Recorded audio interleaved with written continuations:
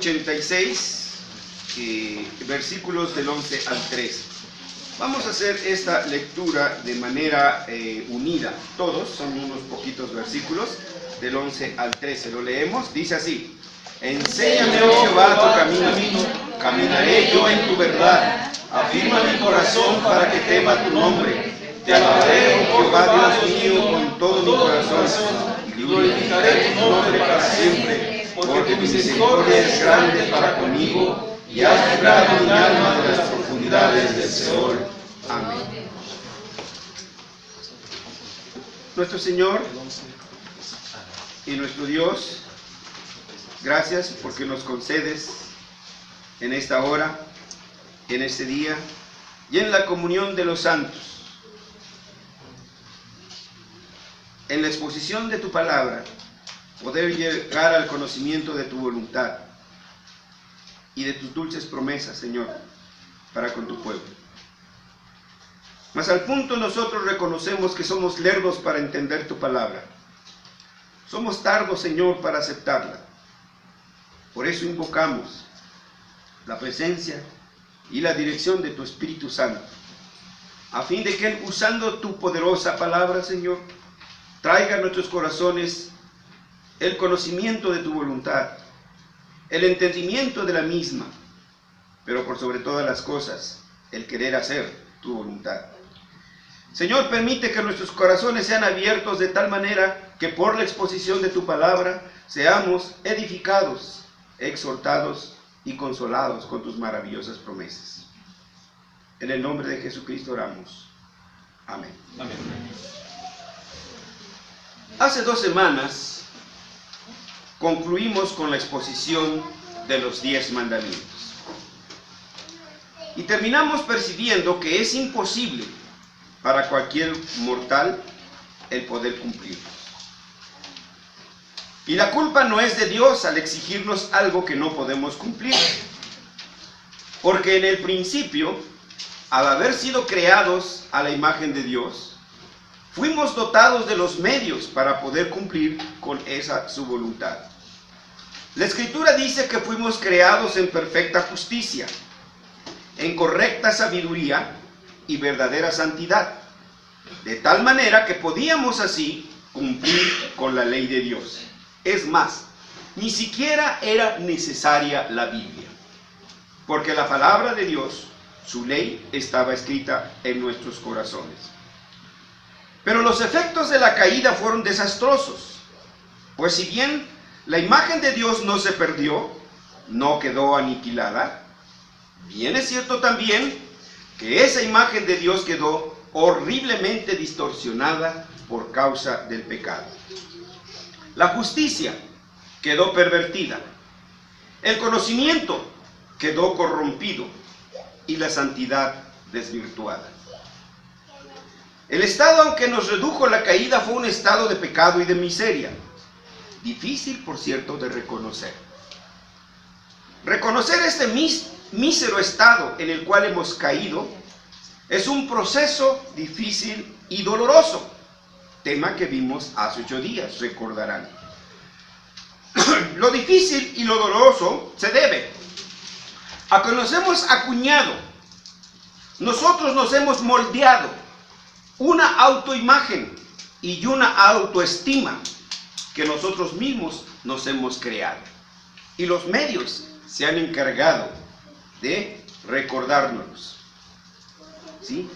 Ten tu autoestima. Su autoestima está muy baja. Ámate a ti mismo, apapáchate tantito y cosas por el estilo.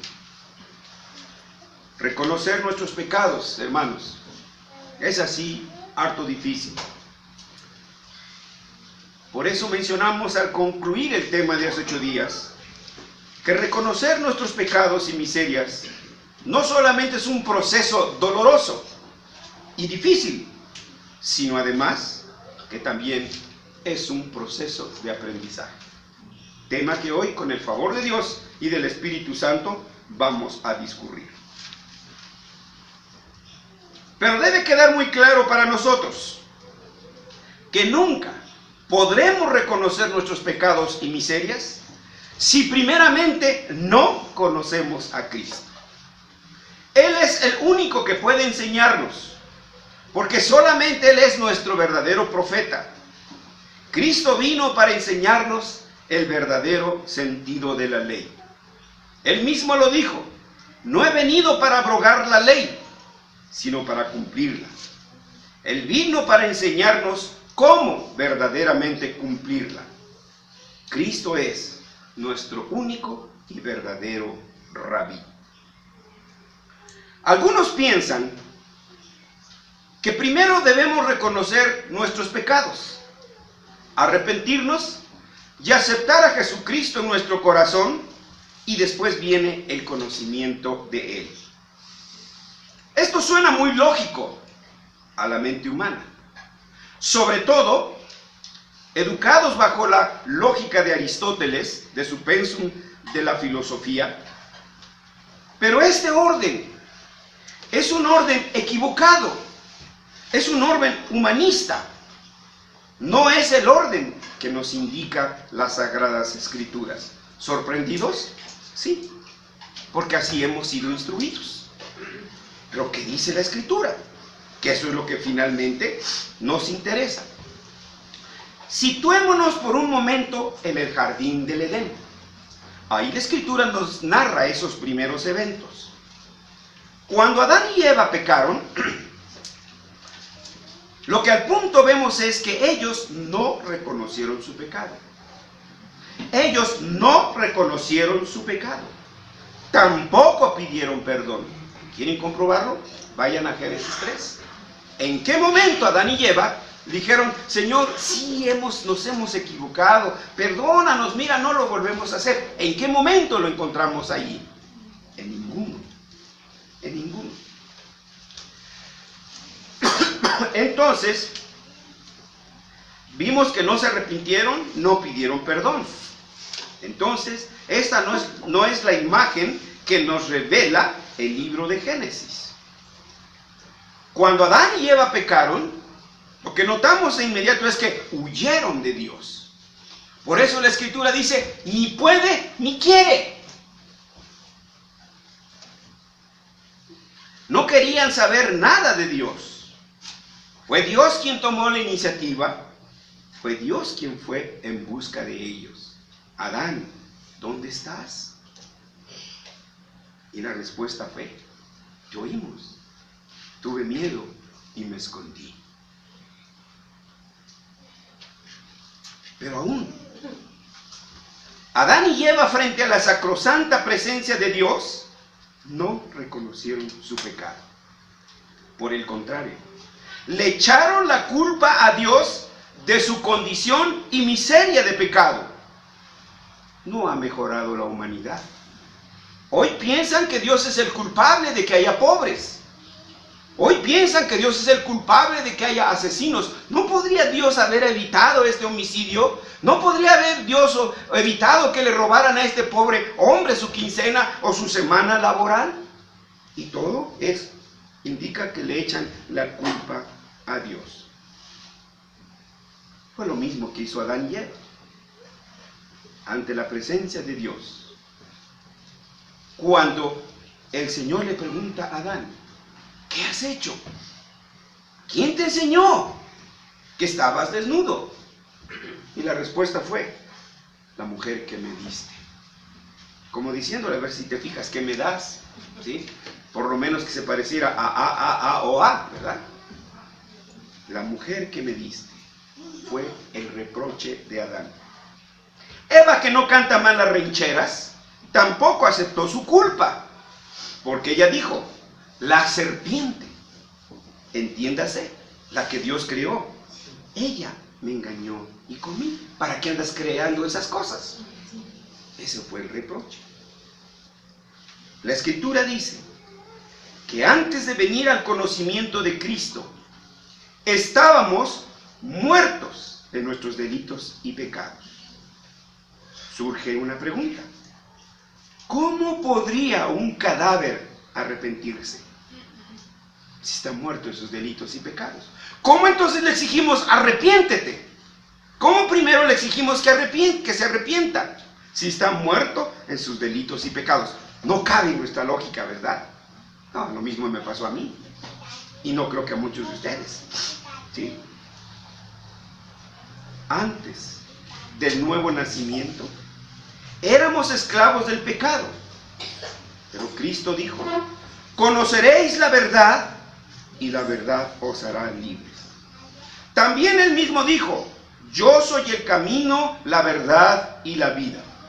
Así que, primero, Dios quema el orgullo humano. Por eso afirmamos que reconocer nuestros pecados y miserias es un proceso difícil y doloroso. Pero también se ha afirmado que reconocer nuestros pecados y miserias es un proceso de enseñanza.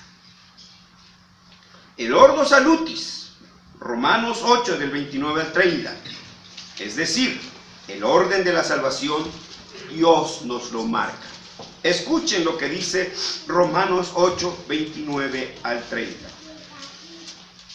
Dice la Escritura, porque a los que antes conoció, nótese, a los que antes conoció, aún no habíamos nacido y Él ya nos conocía. Porque a los que antes conoció, también los predestinó para que fuesen hechos conforme a la imagen de su Hijo, para que Él sea el primogénito entre muchos hermanos. Y sigue diciendo, y a los que predestinó, a estos también llamó. Y a los que llamó, a estos también justificó. Y a los que justificó, a estos también glorificó. Es decir, los santificó. Este pasaje nos enseña que es por elección divina, no por decisión humana. Difícil, ¿verdad?, de digerir. Claro, con todas las enseñanzas de la filosofía griega que nos han atiborrado en las escuelas, en los comercios, en todas partes, donde no los tenemos. Cristo, en otra parte del Evangelio, dijo, no me elegisteis vosotros a mí, sino que yo os elegí a vosotros. ¿Quién se atreve a contradecir a Cristo? ¿Dónde queda pues la jactancia? ¿Cómo nos atrevemos a abrir la bocota y decir, cuando yo me convertí? Usted nunca se convirtió. Fue Dios quien lo convirtió de sus pecados. Pablo sigue diciendo, ¿dónde queda pues la jactancia? Él dice, ¿ignoráis que su benignidad te llevó al arrepentimiento? Es la bondad de Dios quien nos lleva, nos toma de la mano y nos lleva a la cruz del Calvario para ver al Cristo inmolado por nuestros pecados. En otra parte el mismo apóstol dice, por gracia sois salvos, por medio de la fe. Pero vean el orden, por gracia. No es por la fe, es por gracia, porque desde la eternidad Dios ya nos había amado. En otro lugar el apóstol dice, en esto consiste el amor. No en que nosotros hayamos amado a Dios, sino en que Él nos amó primero. Por eso hizo todo esto, para que usted escuchara hoy, que Dios lo ama, que Dios la ama. Por eso concatenó todos los eventos de la historia, para que hoy, día del Señor, 2 de agosto, usted escuchara de la voz de Dios, de su palabra, cuánto lo ama, cuánto la ama. Sigue diciendo Pablo, por gracia sois salvos por medio de la fe, y esto no de vosotros, pues es don de Dios. aún la fe es un regalo de Dios. Dios nos pone en situación de creer. ¿Qué nos queda entonces a nosotros? ¿Qué es el orgullo humano? Nada, hermanos. ¿Sí? Por eso nos retorcemos como chinicuil en el comal caliente, cuando se nos dice que somos podrida llaga. Bueno, los que no conocen los chinicuiles son los gusanitos de maguey. Y que vivitos, pobrecitos, vivitos los echan al comal. Y miren, y para adentro con su salsa. Todo esto es un aprendizaje doloroso, muy doloroso, por cierto, porque quebranta nuestro orgullo humano. Recordemos otra vez que Cristo dijo: yo soy el camino, la verdad y la vida.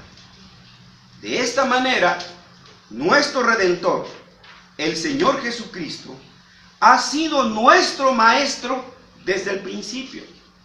Él nos enseñó a conocer a Dios. Él nos enseñó a conocerlo a través de su gran misericordia. Él nos enseñó a conocerlo a través de su gran amor. Porque de tal manera amó Dios al mundo que ha enviado a su Hijo Jesucristo, para que todo aquel que en él crea no se pierda, mas tenga vida eterna. Cristo fue el mejor maestro que jamás haya existido. Él enseñó con palabras y hechos a la perfección.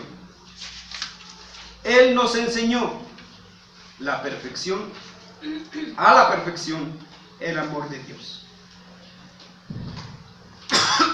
Miremos cómo el Señor Jesús nos ha amado.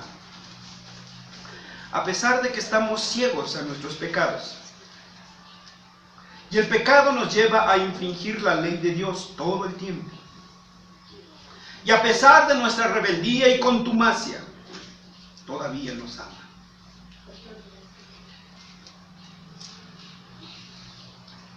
Perdonen que sea tan franco, hermanos. No puedo ser de otra manera. Quiero decirles cómo me siento cuando las mamás me piden oración por la escuela donde va a entrar su hijo. Que se haga la voluntad de Dios. No es cierto. Porque la voluntad de Dios es que nuestros hijos tengan educación cristiana. Su oración más bien es porque Dios haga mi voluntad. Y mi hijo se quede en esta prepa, mi hijo se quede en esta universidad. Esa es la realidad, hermanos. Eso se llama rebeldía y contumacia. Cuando conociendo lo que debemos de hacer, no lo hacemos. Eso es rebeldía y contumacia. Y pese a eso, Dios nos ama. A ver, que alguien nos haga algo. ¿Le abriremos las puertas? ¿Le seguiremos diciendo te amo? No, hermanos. Porque nosotros somos rencorosos. Y Dios, pese a nuestra rebeldía y contumacia, nos sigue amando. Él mostró su amor por nosotros a través de su muerte. Sí. Murió por nosotros, miserables criaturas que siguen viviendo en sus pecados. Pensemos en esto. ¿Realmente tenemos de qué gloriarnos en ese sentido? ¿De veras amamos a Dios todo el tiempo? Cuando en verdad amamos a Dios, se busca su voluntad. Cuando en verdad amamos a Dios, tratamos de seguir su ley. ¿No dice la Escritura que es deshonroso que los hombres usen el pelo largo? ¿Pasamos revista? No dice la Escritura que es vergonzoso que las mujeres traigan el pelo corto. ¿Pasamos revista? ¿No es verdad que la Escritura dice que nuestras vestiduras, que nuestros vestidos deben ser castos, honestos y modestos? ¿Cuántos no traen los pantalones embarrados? Que no necesitamos un libro de anatomía. Pero ahí seguimos. Eso es rebeldía y contumacia, hermanos. No tiene otro nombre.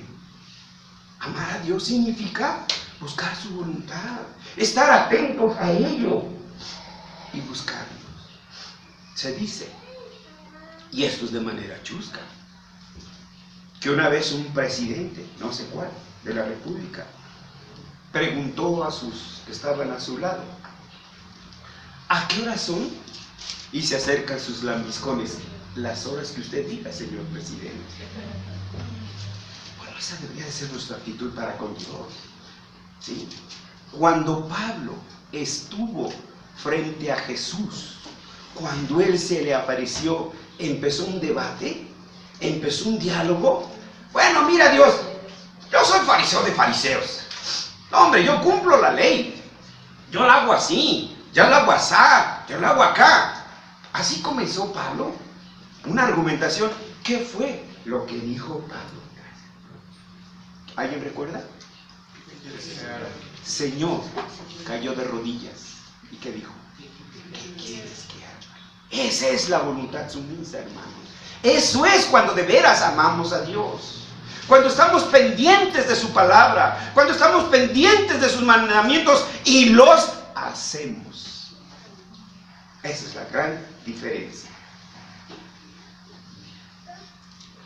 Nosotros hacemos eso.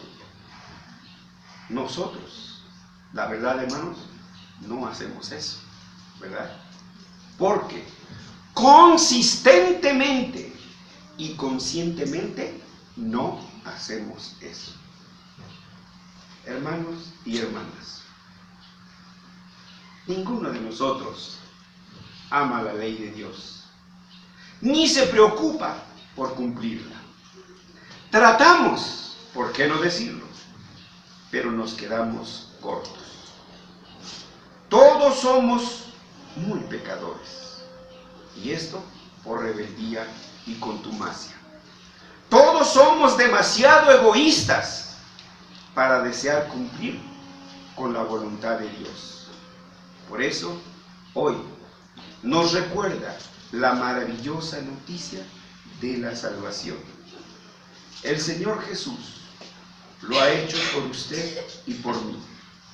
Él ha proporcionado todas las cosas en las que nosotros fallamos, pero necesitamos darnos cuenta de nuestros pecados y miserias. ¿Y de dónde aprendimos? De la magnitud de nuestros pecados y la inmensidad de nuestras miserias. Por la fe. Solo por la fe. Y nada más que por la fe. ¿Y de dónde vino la fe? Por el oír de la palabra. Esto es aprendizaje. Por eso decimos que reconocer nuestros pecados y miserias es un proceso de aprendizaje.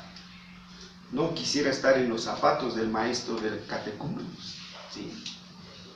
Es uno de los grupos más difíciles, ¿sí? Porque las preguntas que se levantan, discúlpenme,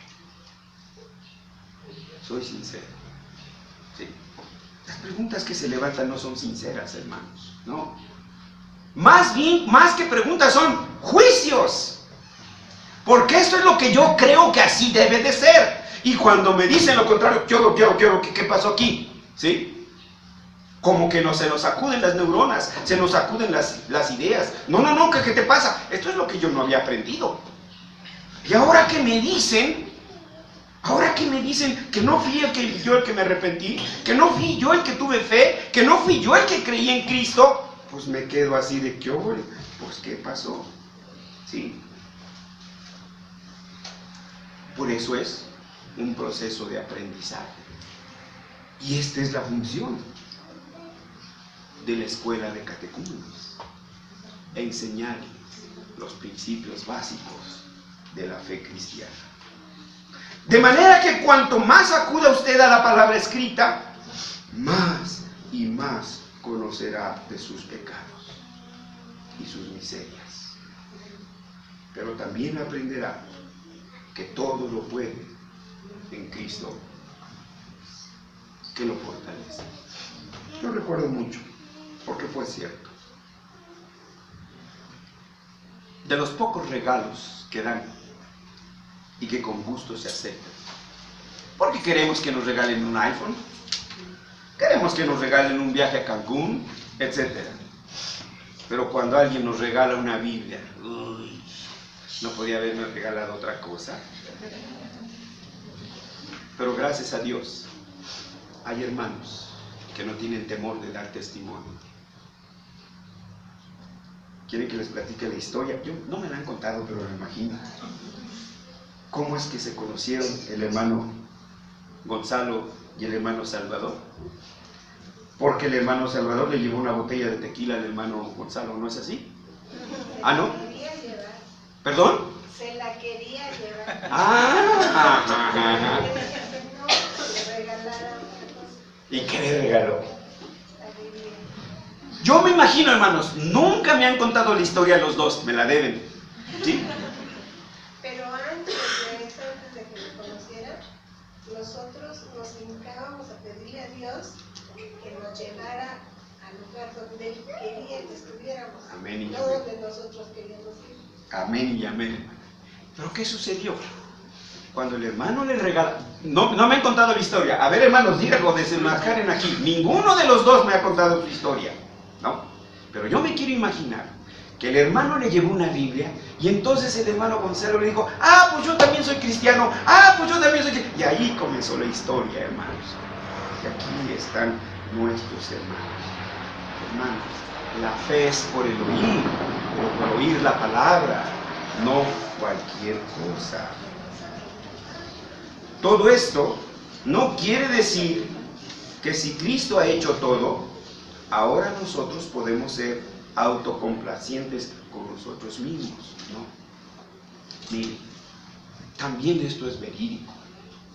Y lo repito porque de veras aquí veo el poder del Señor. Yo mismo igual, ante tantas dudas, ¿no? Al hermano que el Señor usó, pero es que esto, pues, me enseñaba la Biblia, toma, lee. Pero es que acá, toma la Biblia, léela. Pero no, que lo otro, ten la Biblia, léela completita y cuando la termines vienes. Pues ahí la agarré. Una vez, en una boda, a alguien se le ocurrió regalarle a los novios una Biblia. No le pusieron eso de que en el Palacio de Hierro, no, la mesa de regalos, y lo que usted quiera regalar, mire, en el Palacio de... No, le llevaron una Biblia. Y el joven esposo empezó a leerla. Mi vida, si este libro dice la verdad, todo esto que tú ves aquí, Dios lo creó. Mi vida, si este libro dice la verdad, todo lo que hay aquí es de Dios. Sigue leyendo. Mi vida, si esto es verdad, lo que dice este libro, todo lo que Dios creó en un principio era bueno y en gran manera. Mi vida, si este libro dice la verdad, estamos en pecado, estamos en horrible condenación, vamos a perecer. ¿Quién nos puede ayudar? Seguía leyendo. Suelta su Biblia sobre el sillón. Mi vida, este libro es la verdad. Cristo ha muerto por nuestros pecados. Cristo nos ha dado la vida eterna. Son testimonios, hermanos, que los creyentes pueden dar. Por eso Pablo nos anima en Filipenses 3:16. Pero en aquello a que hemos llegado, sigamos una misma regla, sintamos una misma cosa. ¿A qué hemos llegado? ¿A la salvación? ¿A la redención? ¿Y eso es todo? Por supuesto que no. Debemos entender que aún estamos muy lejos de la meta, pero debemos esforzarnos con ardor y vehemencia para cumplir con la ley de Dios, la cual es justicia, libertad y vida. Pero para poder correr esta carrera, debemos estar fuertemente asidos de la fe en Cristo. Debemos ser ávidos discípulos de la Escritura y verdaderos cristianos, dúctiles y maleables a la voz del Espíritu Santo, quien siempre hablará a través de la palabra. Nunca se contradirá lo que el Espíritu diga y lo que la palabra diga. Hoy, el Señor nuestro Dios, una vez más, nos pone a trabajar, como dice Pablo, en otro lugar de la Escritura: ocupaos en vuestra salvación, con temor y temblor. ¿Qué quiere decir esto? Que debemos aprender a conocer de nuestros pecados y miserias. Esta es la función de la escuela dominical. Hoy escuchamos en la lectura, recordarán, de invocación. Y los llamarás a los papás, a los hijos, a toda la familia, para que escuchen y aprendan. Hoy en día, no son pocos los cristianos que piensan que la escuela dominical es opcional. Si quiero voy, si no, no voy. Lo más importante es el culto, algunos piensan. No, hermanos, todo el día es del Señor. Sí, todo el día es del Señor. Y es ahí donde vamos aprendiendo, poco a poco, de cuán grandes son nuestros pecados y cuán grandes son nuestras miserias. ¿Qué debemos aprender? Bueno, cuando llegamos a las Escrituras, y con lo que Pablo nos acaba de decir, debemos aprender a conocer nuestros pecados y miserias. Pero debes saber, en primer lugar, esto es lo maravilloso, que usted es hijo de Dios, porque Él lo amó desde la eternidad. La ama, en verdad. Lo ama, en verdad. Siempre lo ha amado. Siempre la ha amado. Dios siempre lo ha buscado. Dios siempre la ha buscado. Usted ha huido de Dios. Usted no quiere nada con Dios. Pero la ama de tal manera y lo ama de tal manera que hoy hizo que viniera este día aquí y usted escuchara cuánto lo ama y la ama Dios.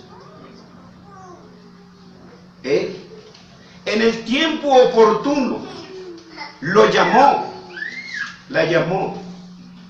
Él, por su espíritu y su palabra, le reveló sus pecados y lo llevó al arrepentimiento. Y cuando usted dijo: Padre, perdóname porque he pecado contra ti, lo justificó, la justificó. En ese momento se olvidó de todos sus pecados. Piense en ellos. ¿Cuál es su pecado? No lo sé. Dios sí, y su corazón también, pues todos esos pecados quedaron borrados. Todas las cosas fueron hechas nuevas. Ahora pues, usted puede acudir a Cristo, buscando la fortaleza de Él para poder cumplir su ley. Porque ahora Él le ha dado una nueva vida por el poder de la resurrección. Todo lo puedo en Cristo que me fortalece. En sus debilidades, acuda a Él. Cuando le falla la fe, acuda a Él. Cuando se sienta orgulloso que usted es el mejor de todos, acuda a Él. Porque es Él quien nos enseña la verdadera condición humana. Pero usted no se preocupe. Usted es hijo de Dios. Usted es hija de Dios. Y Él ha hecho que en Él podamos cumplir su voluntad. A Dios sea la gloria. A Dios sea el poder. Y a Él, y solo a Él, nuestra salvación en Cristo Jesús. Amén. Oremos.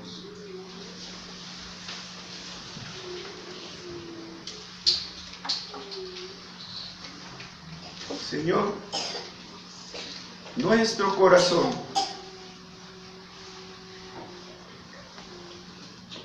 está inundado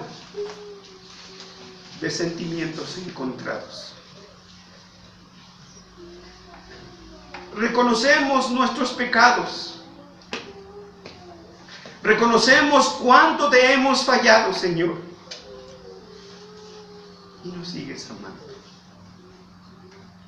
Señor, otra cosa nos han enseñado, muy distinta a la que tu palabra nos revela hoy. Padre, gracias por habernos hecho tus hijos. Perdónanos por no saber ni querer cumplir tu perfecta voluntad. Pero te damos gracias. Que tu palabra nos dice lo que debemos hacer y lo que no debemos de hacer. Concédenos que acudamos siempre a ella, a ser discípulos fieles de tu palabra, para que conozcamos tu voluntad. Y pidamos el auxilio de tu Espíritu y de tu Hijo Jesucristo para poder cumplir tu voluntad. Enséñanos a ser ejemplo y reto de fe para nuestros hijos. Enséñanos a ser ejemplo y reto de fe para nuestros familiares, para nuestros vecinos y para nuestros amigos, para que también por el poder del Evangelio sean convertidos como tú nos has convertido hoy a nosotros. En Jesús oramos y te damos las gracias. Amén. Amén.